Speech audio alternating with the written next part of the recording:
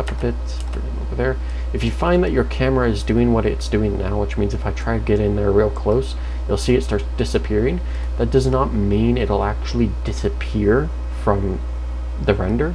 That's just the sort of almost draw distance of the camera itself, if you will.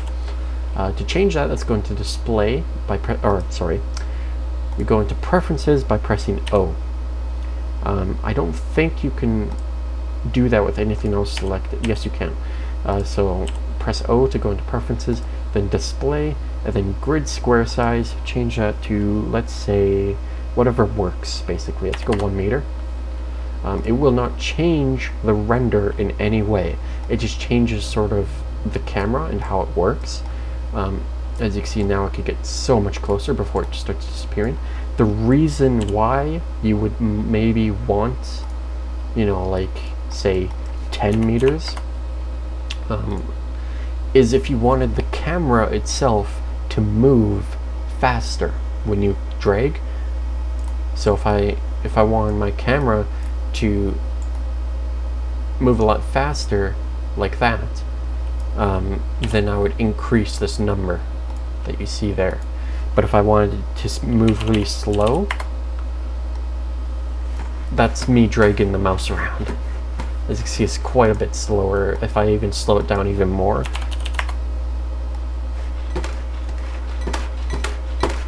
that's the sound of me just going nuts with the mouse. Yeah. So that's why you'd want to do something like that. But it does not affect the render in any way, so don't worry about that.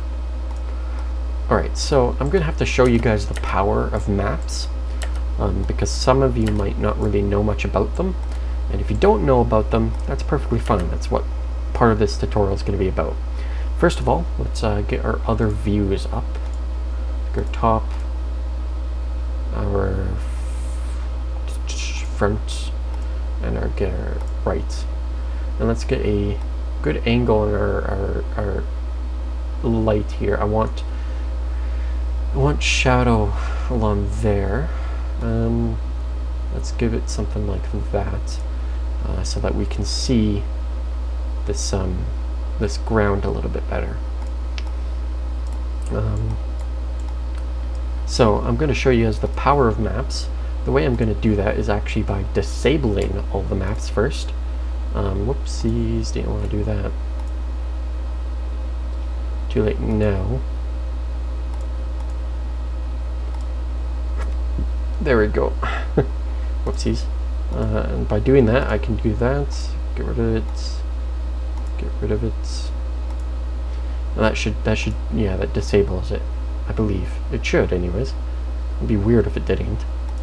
Go into the nodal editor, and well, let's just disconnect it. That way we don't. Actually, I think you can just turn it off, like so. And then, yeah. I always forget how to change those settings sometimes. No, we don't want to remove the texture itself. So I'll show you guys what it looks like when you don't have any, you know, additional stuff, and you just have a basic render, as well as the render time for it. Actually, I want to change the position of that light. It's already not to my liking.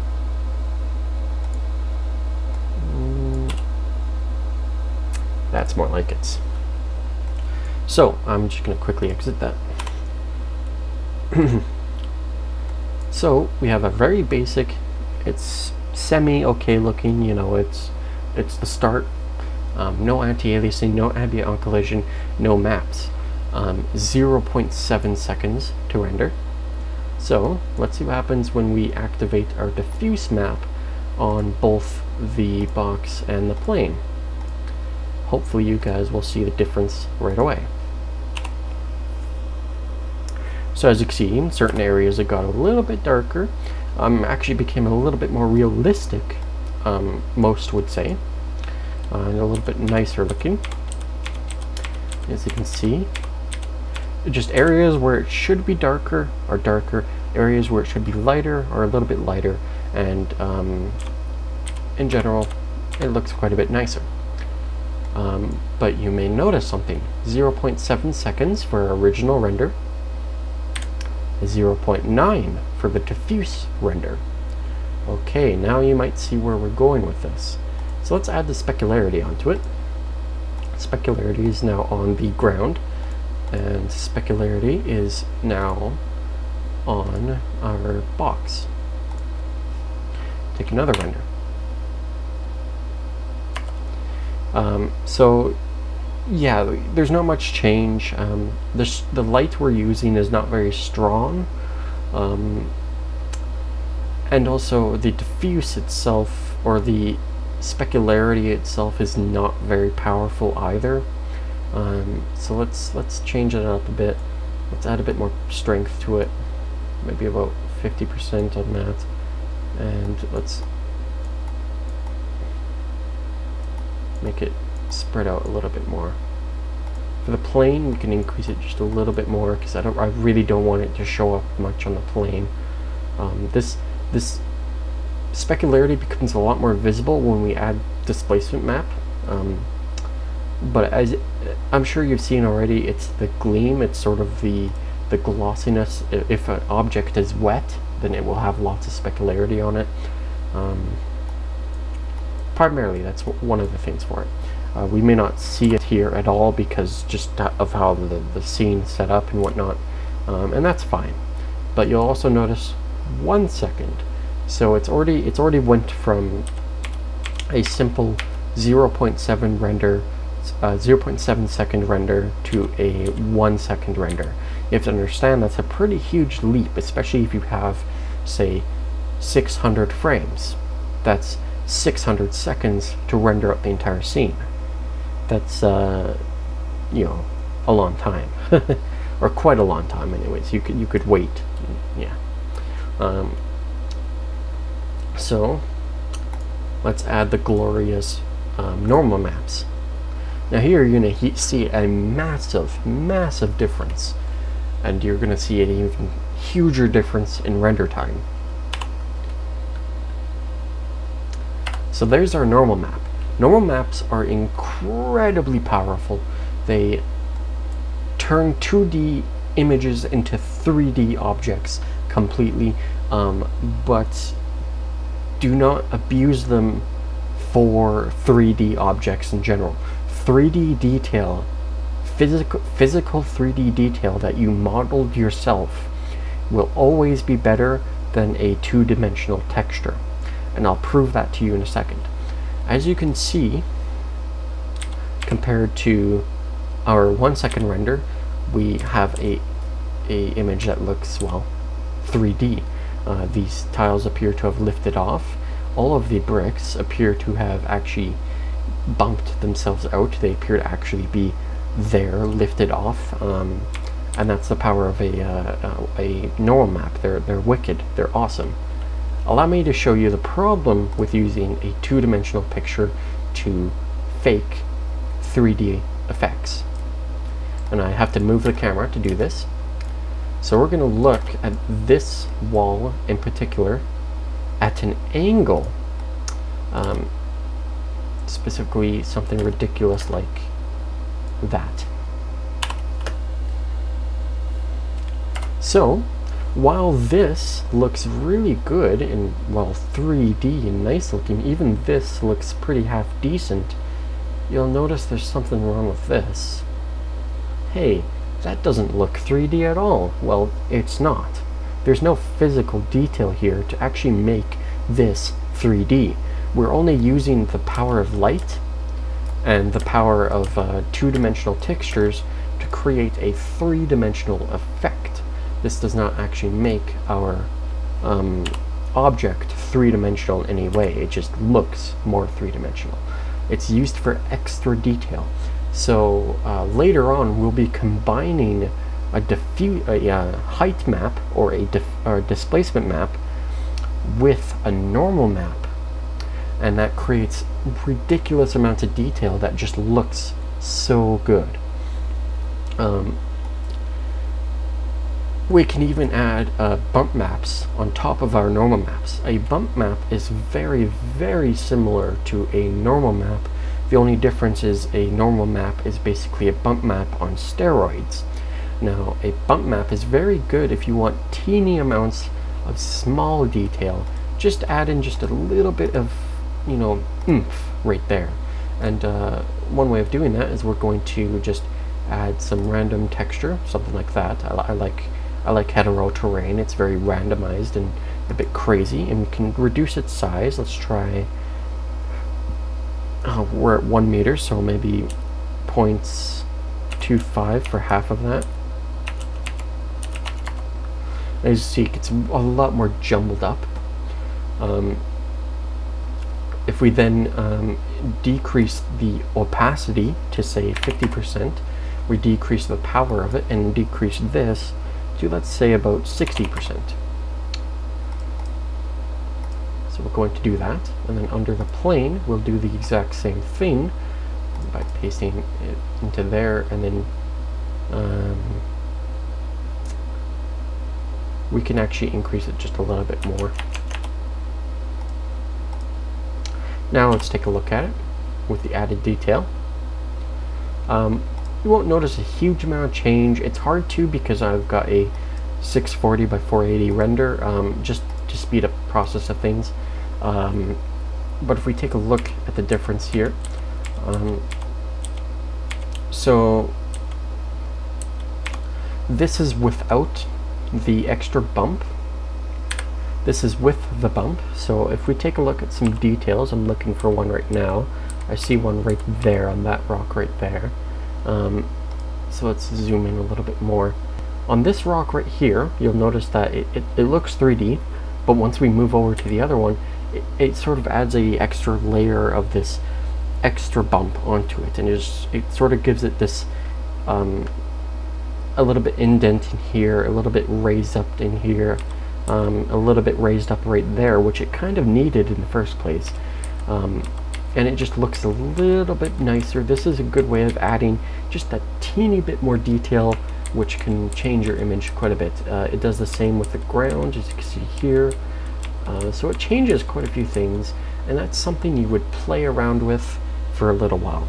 At any rate, you'll notice another thing, 2.2 seconds.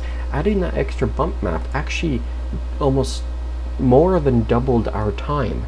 So you can understand that adding maps is a pretty huge deal, and it can cause, I wouldn't really call them problems, but it can cause some pretty major render time issues if you have hundreds of objects, millions of polygons, and they all have maps on them. They all have these different maps and all kinds of different maps, and maybe you have maps layering over top of maps, and you've got all this stuff. It will slow down a lot. Towards the end of the day, it will look nicer, and that's generally what you have to sacrifice when it comes to rendering. So I'm actually going to get rid of this black background by changing our camera position. We're going to get a better view of the shadow as well, because we're going to talk about that shadow next. So we've got our nice little render. Again, that's not where I want my shadow, unfortunately. I want it a little bit more like that. There we go. That I think that'll have to do. I'm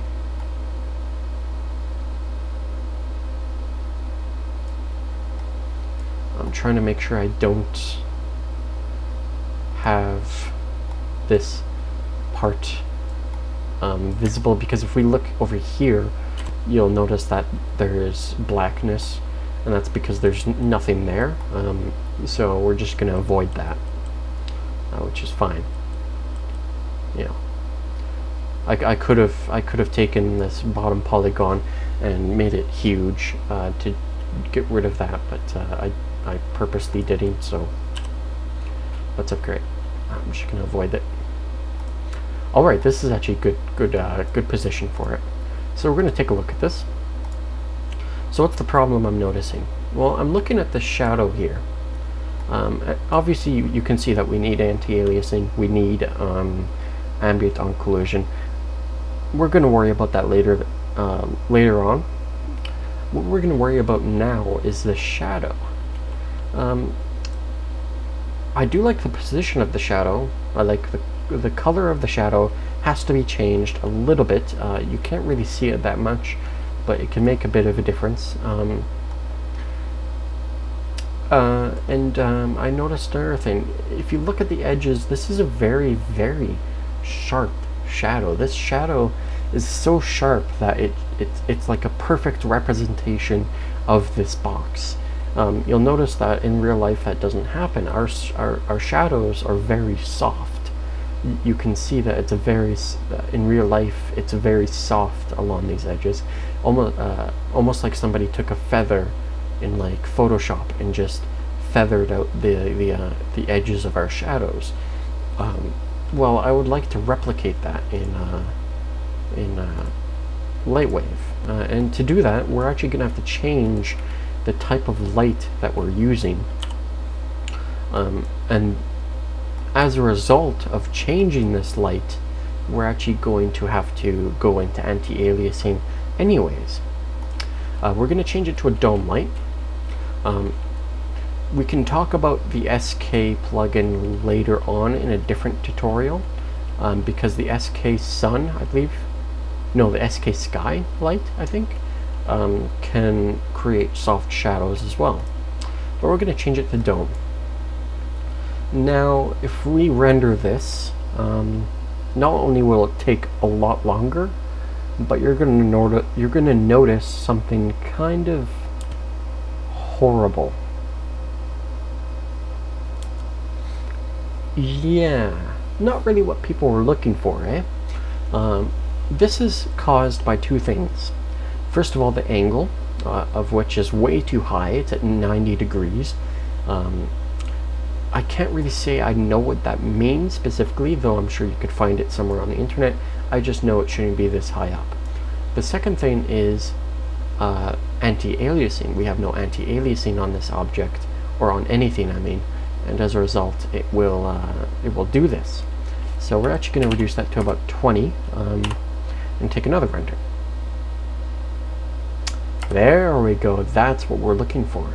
So as you can see, we're getting a much softer shadow, something a lot more realistic. We can maybe reduce it just a little bit more, let's say about 15. I kind of lied, it didn't really take it that much longer. Oh, I guess we don't have to reduce it, we want to increase it. So let's go about 30. See what that looks like. Too reduced, sorry, 25. You just play around with it, get until something you like. Still too reduced, let's try 21.5.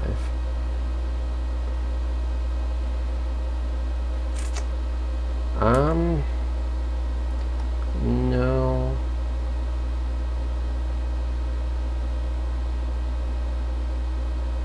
Let's try directly 21.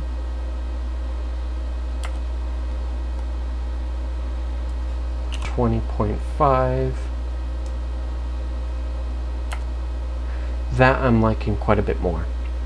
So now we actually have a softer shadow. We got rid of all that noise. I kind of lied when I said it would take much longer. I'm thinking about the anti-aliasing part.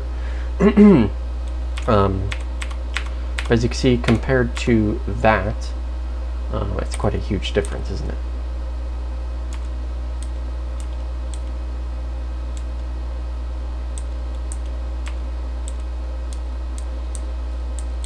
Yeah, I like that. But that'll work. That'll work just fine. So, you'll notice that, of course, our shadow is still really noisy. To fix that, we're going to have to take a look at our anti-aliasing options, which can be seen in the Render tab under Render Globals. Camera, which has our samples. I've explained this as well as this in a previous tutorial on ambient on collision and anti-aliasing. I suggest you watch those first before you want to learn about anti-aliasing, how it works, why it works, so on and so forth. But if we increase this, let's increase it to about 4 and take a render. It will take considerably longer, but that is what you sacrifice to obtain, you know, what we're trying to go for. As you can see, a million times better. Something that looks very soft, very realistic, you know, very gentle almost, quite sensitive. It's excellent. But you'll notice once we zoom in, and even when we don't zoom in, if you have the eyes for it, YouTube may not show it up very well, but there is quite a lot of noisiness within the actual soft part of the shadow, which is not what we want. You'll also notice that the aliasing on our edges has also partially disappeared, which is fantastic. And now, so let's take a look at this. You know, I zoom out, I see no aliasing along that edge, I see 0 aliasing along that edge, and 0 aliasing along that edge, 0 along that edge, 0 along that edge, but I've only got aliasing issues within the shadow itself. Well, what would I do? What if I don't want to increase my render speed, anti-aliasing everything, and I just want to anti-alias that shadow? Well, that's possible. Under these render settings, we have our light samples and shading samples. I believe what we want to use is the light samples. I could be wrong. I sometimes just get them mixed up, and it, you know, fucks with my head a little bit. I believe it's the light samples is what we're looking for. So let's increase that also to 4 and see if we have any major changes. Hopefully we will. As you can see, the render time has increased quite a bit. And I wasn't paying attention, I should have been. Oh yes, a huge difference. As you can see, just a massive difference right there. Which is exactly what we're looking for. And we can increase it even further. So we're optimizing our scene by rendering specifically the lights itself rather than everything, because this anti-aliases everything. This will only anti-alias lights, and this will only anti-alias shaders, one of which we will be using later on. Now we can actually depth buffer AA, which will, I believe, increase its effectiveness while also greatly decreasing the render time, I think. Maybe not though. Oh my. Not that big. Not that big of a drop, only a couple seconds. Now that's what I call a soft shadow. That's a very nice shadow. And that I consider a very good scene, if you will. We have a very nice, semi-realistic looking scene.